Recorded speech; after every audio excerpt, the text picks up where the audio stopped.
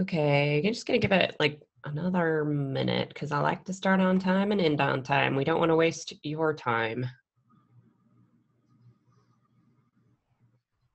That's the 30-minute webinar idea. I know. We're trying to make it happen. We don't really want our customers, because we know you're running your businesses and trying to make that bank. We don't want to suck up all your time. So we have specifically designed our webinars to be 30 minutes. That's Which not to does say, mean that they're like very fast. well, we just don't want to use up your time. We want to give you the information you need and get you out of here, and back to your day. Yeah, that's what it's about. Us helping you, not sucking up your time. But that said, I really want people to ask questions. There is a Q&A button at the top of your screen. You just click on that button, type your question into the box, click submit, and we're going to be answering them real time. If for whatever reason we can't answer real time or you don't get a response in real time, I do print out a questions report at the end of every webinar, and it will show me who didn't receive a response. So I will then in turn reach out to you directly, or Nick or Mira, one of us will reach out to you directly with an answer to your question. So we're at 1 minute after, and we're going to go ahead and get started. So welcome everyone to today's GoDaddy Small Business webinar. This is a bi-monthly webinar that's designed specifically for our small to medium-sized business customers, hopefully focusing on topics that are important to you and technology solutions to help you work more efficiently and successfully. Today's topic is moving your business into the cloud with Office 365. So we hope that's what you're here to see. I am joined today, I'm Deanna Furlong. I am a customer education advocate here at GoDaddy. I am based out of my home in Sonoma, California, and work out of the San Francisco office. I am also joined by our Office 365 product expert, Mira Lynn. Mira is based out of her home in Austin, Texas, keeping it weird. And we have, last but certainly most technical, Nick Biggs, our Office 365 product manager. And Nick is joining us from our GoDaddy Gilbert, Arizona office. Yep. So this is what we plan on sharing with you guys today. Talk about what the cloud is, talk about the differences between Office 365 and traditional Office, and the benefits that you can gain by using Office 365. We'll also be demoing inside the tool a lot of these benefits, how you can find them, where you can find them, make them work for you and your business. I know what I wanted to say. One thing I was asked once upon a time, and I like to address it really quickly at the beginning of each webinar, is why is GoDaddy hosting a webinar for Office 365? Well, the answer is actually really simple.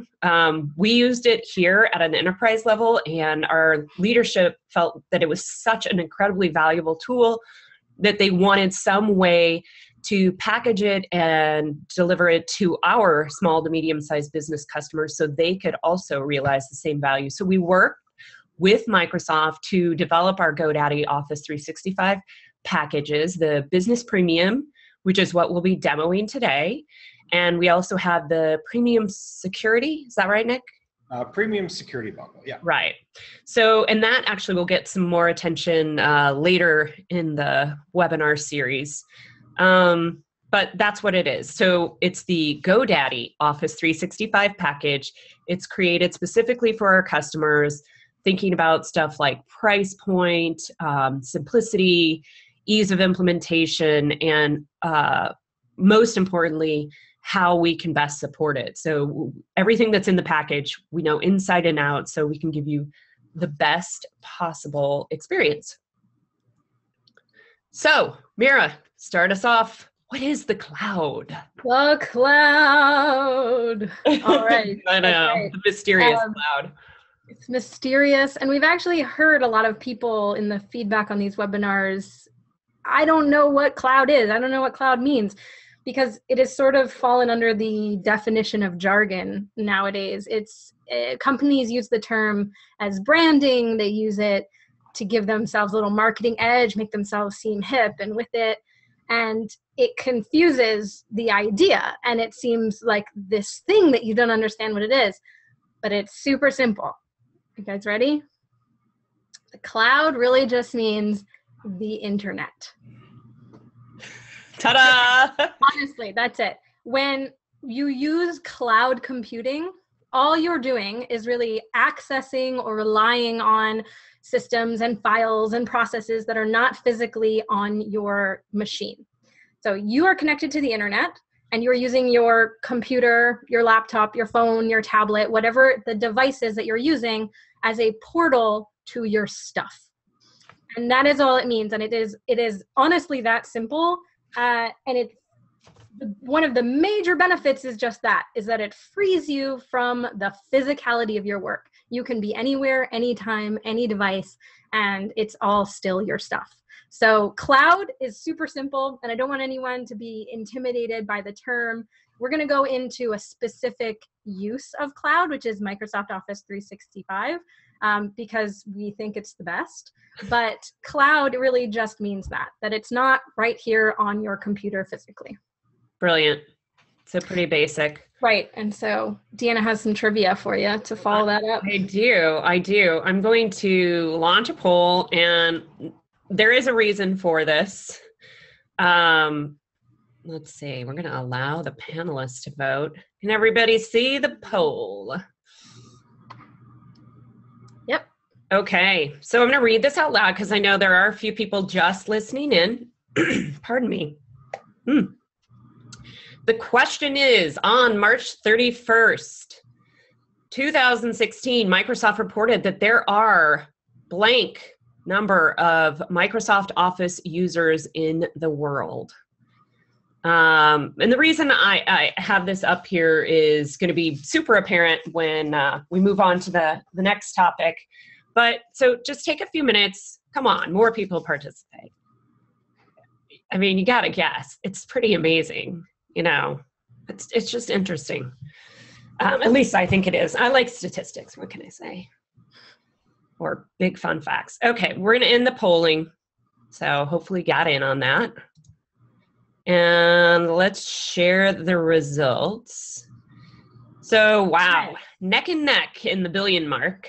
You can see that, the 1 billion, 1.2 billion, and a couple of people checking in at 750. So, drum roll. I'm going to turn that guy off.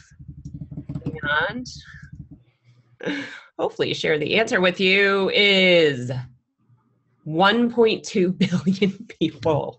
That is, and they break it down even further. They have a really cool infographic on their site. 1 in 7 people on the planet use Microsoft Office. So that's amazing. Yeah, it is. It's like, really incredible.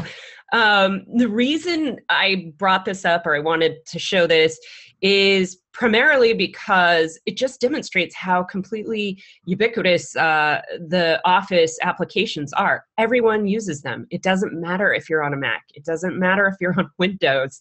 People use them. There is something comforting about receiving an attachment that has a .doc or a .ppt extension.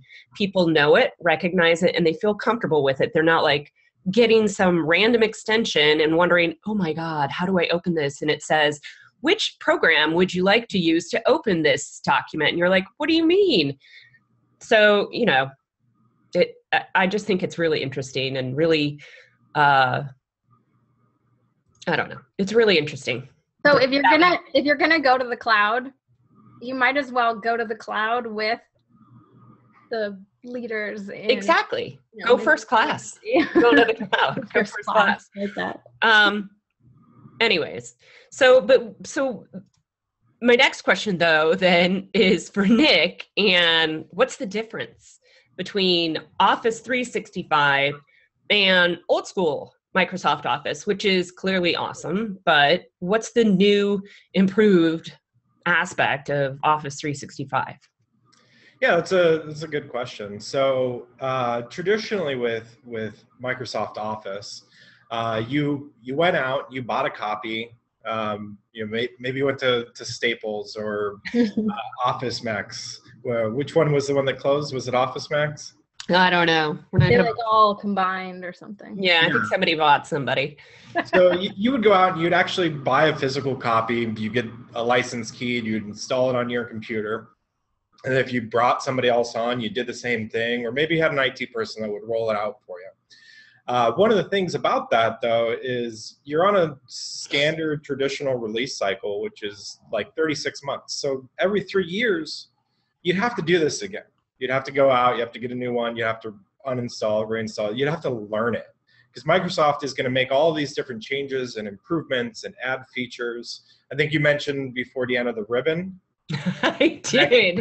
The ribbon was really upsetting to me. Yeah. It took me a long time to navigate the ribbon. I mean, now I love the ribbon and I pin it open at the top of every application. But when they made, I don't know what year that pivot was, but the pivot from that to the ribbon, I was like, oh my God, where did everything go? And so it would have been a lot easier if they introduced a little bit at a time. Right, which is what they've done. So Microsoft has seen that shock factor. You have to retrain yourself. You have to retrain your employees every few years on how to use these applications. And then the more time that you wait to adopt a software, the more you have to learn. Yeah. So that was just really time consuming, costs a lot of money for businesses to train, because we all know bringing people on and training them is incredibly expensive.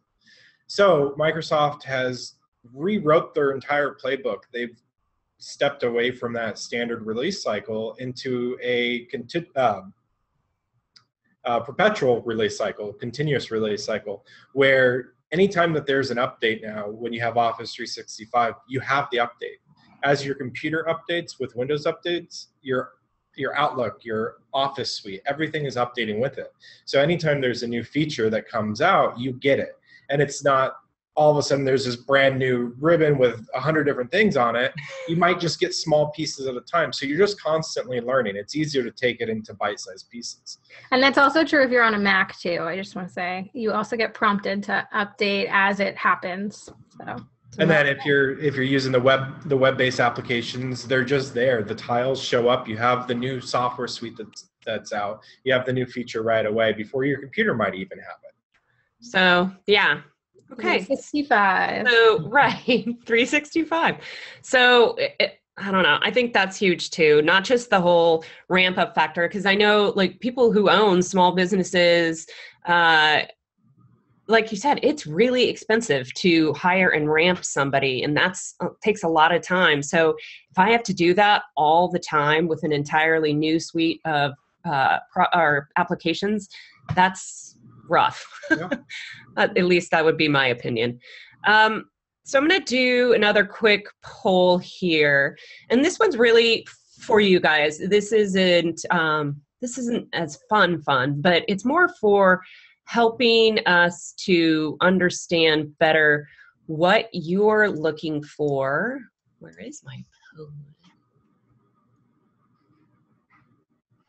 And as we go along too, for anybody who joined maybe a little late, there's Q&A. There's a Q&A button. So if we ever describe something that doesn't make sense, or if you have a question about it, make sure to ask us. Okay. So this poll here is really all about you guys. I want to know which of these business pain points, which maybe you have them, maybe you don't. I'm sure you have one or some of them though. And I want to know what you're hoping to address by moving to the cloud. Why are you here? What can we help you with?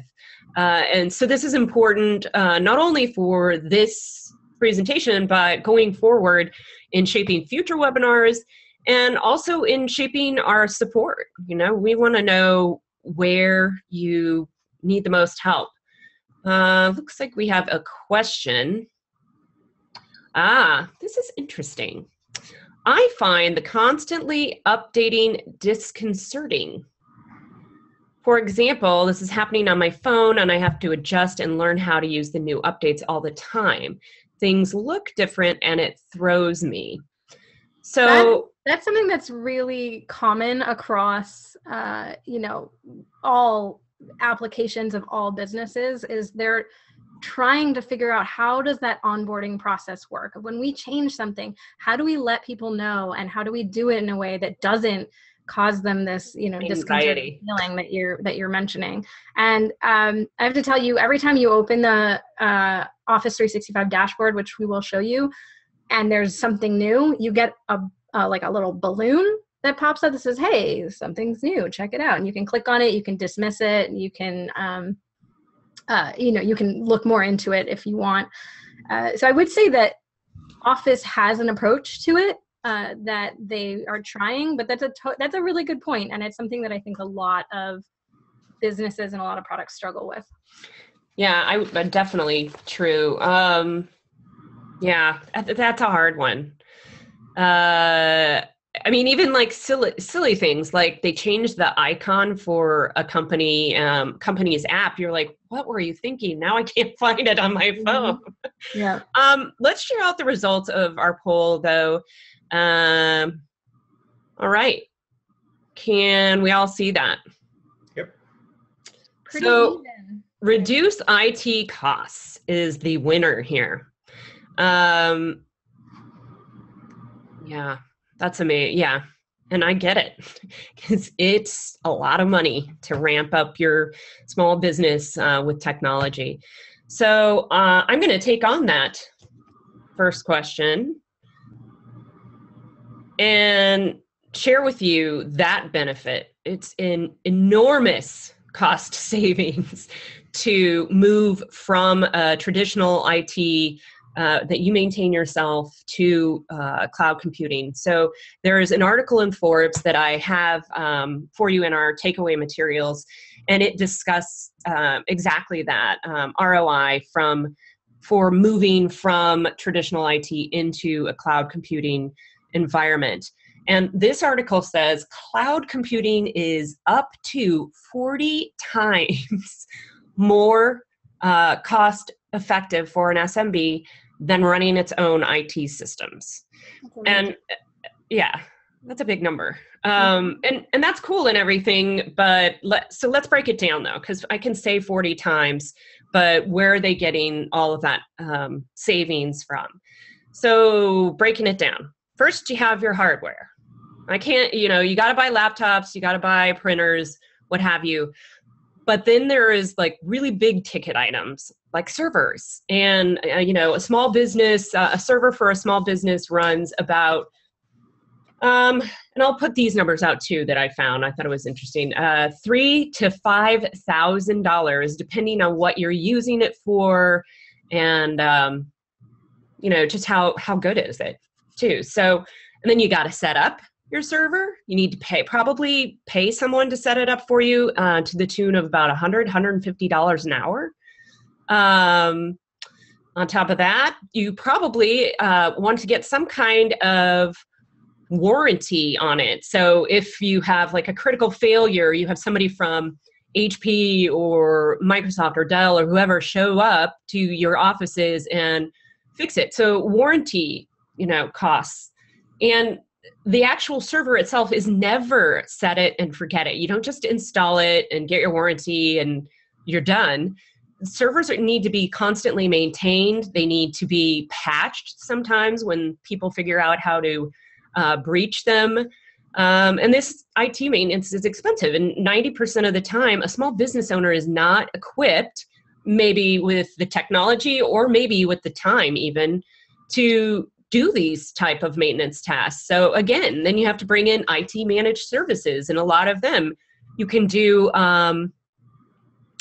like a subscription service to them, generally speaking, but that's money. So, and then the other thing I forgot to last time when I was talking about this was backup. So that's another expense too that you need to think about. And typical backup charges that I've found when I did some research was it's anywhere from like it's around $1 a gig per month to have your stuff backed up. And with all of that, I can eliminate all of that for you magically. No, by moving to the cloud. Moving to the cloud, you are taking all of your email, all of your business data, putting it on a Microsoft server that is going to be the latest, greatest piece of equipment you can possibly find. It's Microsoft. Come on. 1.2 billion people. Well, that and the other cool thing that Nick's going to talk about security. Last year, their R&D, 90% of their R&D budget last year was solely dedicated to improving cloud and cloud security on their servers. So they're serious. That's a lot. That's a big budget to begin with, and to put that much focus on it is huge. So you're eliminating the need for the server. So that takes away all of that purchase setup, trying to write off the depreciation of a capital investment over time. You don't worry about that anymore. We are also getting rid of the IT guru who has to come in and fix everything and keep it running smoothly and patching and what have you and whatnot. So it's a big, big savings. And then on top of that, back to what Nick was talking about, the software itself. You're not buying a single license of Microsoft Office to put on an individual computer. You're getting up to 5 desktop versions. You're getting access on the internet through your web browser, and you're also getting mobile apps to use. I mean, I was messing around with the Word app on my phone the other day, and I still have an old school iPhone 5, I think, and easy. It works. It is really interesting, and it works. We do have a question. Will my data be stored on both the cloud and on my PC, and will they be in sync? Who wants to take that? Take that one. So yeah, absolutely. It can go both ways, and it just really depends on your preference.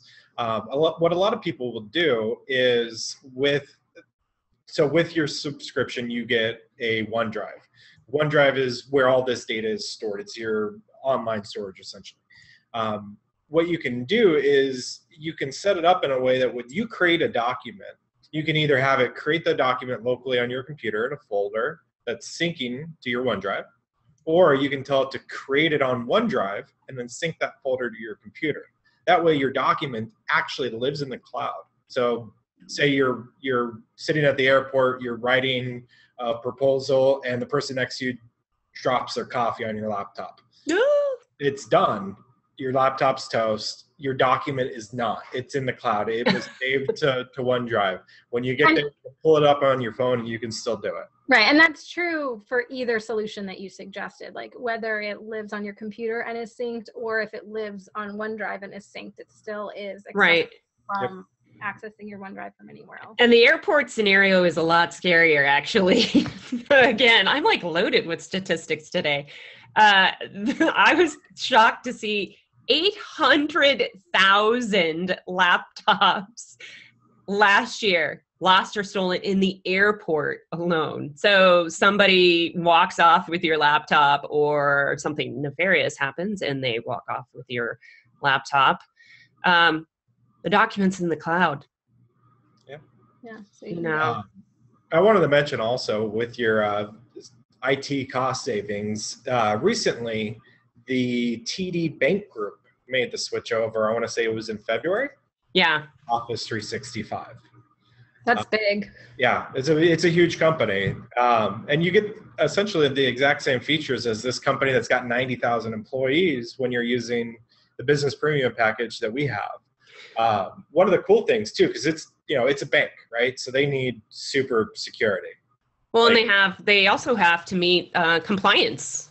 Yeah, like FINRA and so on. One of the things Jeff Henderson, their executive vice president and chief information officer, said about their move over to Office, which is pretty cool. He said, "Our move to Office 365 is helping us to substantially reduce IT costs in half. That's crazy. Yeah. Well, and to me, I think the big thing, the IT cost savings is huge there, but the fact that a bank, a wealth management company, that's a huge company, and they're, happy as clams that they put their data in the cloud. So, so Nick, I'm going to ask you to talk a little bit more about security, because I know it does worry people. They don't have their precious file on their computer and they're like, oh, I have no control over this. And it seems a little scary, but I think you can help us not be scared. Yeah, so Mira kind of touched on it before. The cloud has always been this weird concept to everybody. It's been this big scary place that you don't really know what it is. It's not tangible.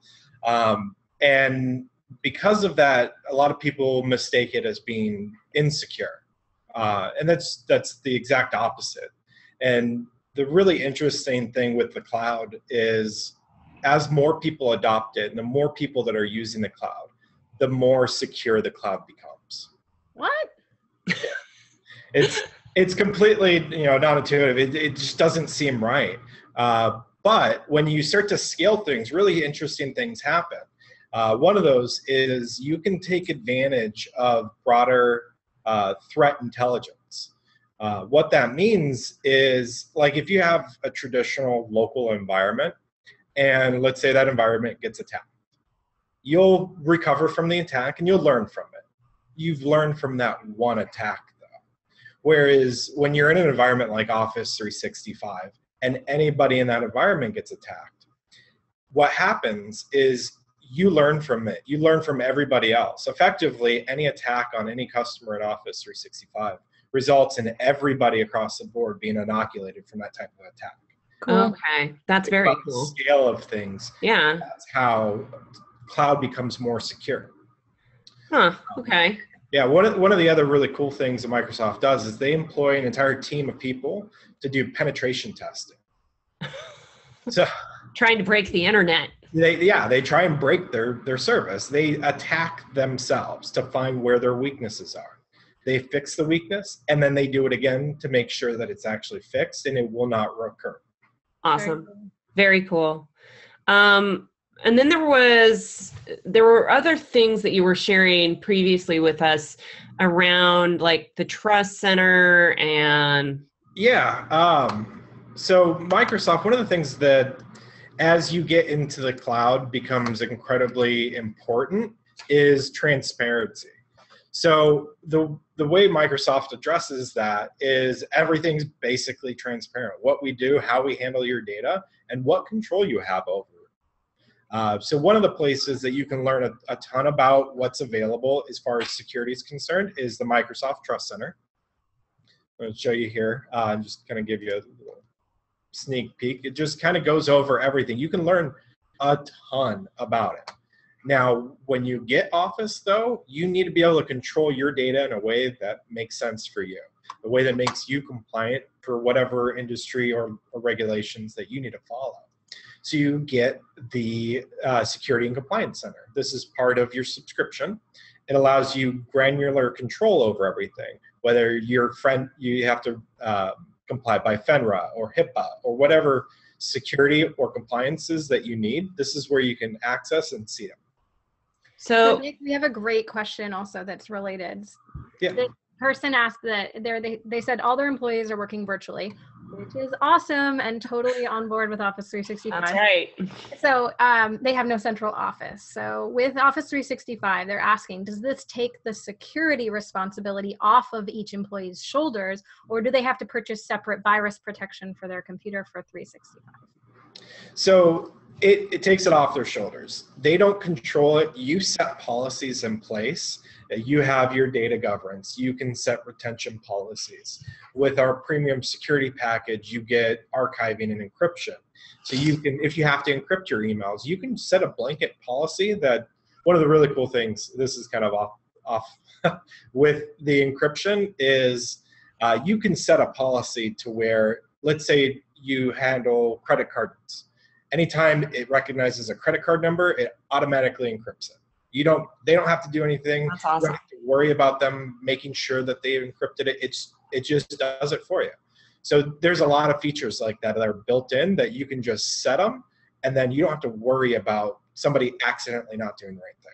Well, and I think this is like, so we're not telling you don't buy virus protection, because that's not the only thing virus protection is used for, right? I mean, so virus protection is different, right? So virus protection protects your computer from malicious software. Right. But you don't have to worry about any virus compromising your Office 365 stuff. Like, that's not going to happen. Correct. Yeah. But, so there was a second part to the question too, Nick. This also puts the upkeep, quote, of the equipment on the employee. True. Is 365 dependent on everyone having the most up-to-date Windows operating system? Well, not exactly. Yes and no, yeah. Basically, as long as you're on anything above Windows XP, you're fine. Or a Mac. Yeah, as long as Microsoft has mainstream support for whatever operating system that you're using, then it's going to work. Right. And that's just the desktop version, though. Like, anybody who has a web browser, correct? Exactly. Fine. As long as the web browser is up to date, you have access to everything, regardless of your computer. Yep. So yeah, it does put the upkeep on there, but at the same time, it's so seamless and easy to do. It's not a big deal. So we're at half an hour. We have one more benefit that we wanted to share about, just to go into a little bit more detail and demo on the increased productivity, but that was also the least responded benefit that people put in the poll. So I think we'll continue, but if you feel like you need to drop off, feel free. The recording will be available, and Deanna is going to send out a handout of details that we talked about, resources, and how to access the recordings of the webinars too. Okay, and Nick, this is for you too. Another question came in. What do you recommend as the safest browser? I don't think we can endorse a specific browser since there are kind of browser wars. I think everybody uses something different. I can answer the question without endorsing anybody. Okay. Really, when it comes down to it, it's going to be whatever your mainstream browser, whatever your browser of choice is. There's not really any security differences between a browser. It's things that you can add into them that may or may not make them more secure. So it's really up to you. But any of the main browsers, your Safari, your Google Chrome, your Internet Explorer, your Firefox, those are all going to be your safest. They're all the mainstream ones. Those are the ones that everybody watches and uses. Okay. All compatible. Mira, give us a little preview of the productivity applications. So we've got increases employee and workplace productivity, and we do have that the person who chimed in, their entire office is virtual, which is the way things are going. And remote work is on the rise. And so we sort of already alluded to the flexibility, any device, anywhere, anytime. So if you need something from the office and everyone's gone for the day, in the old scenario, you're sort of out of luck. But with Office 365, you simply pull it up from your OneDrive. You can edit it, email it, share it, show it to someone, and you can invite other team members to collaborate on that, which is another way that you can increase your team's productivity using Office 365. Real-time live co-authoring. We did a really, really great full-blown demo of this in our last webinar, which you can find on the Garage on our small webinar series page, which is included in the handout Deanna's going to send you. But back in the dark non-cloud ages, if you wanted to collaborate with someone on a document, they had to be physically sitting there with you, next to you. You're looking at the same screen.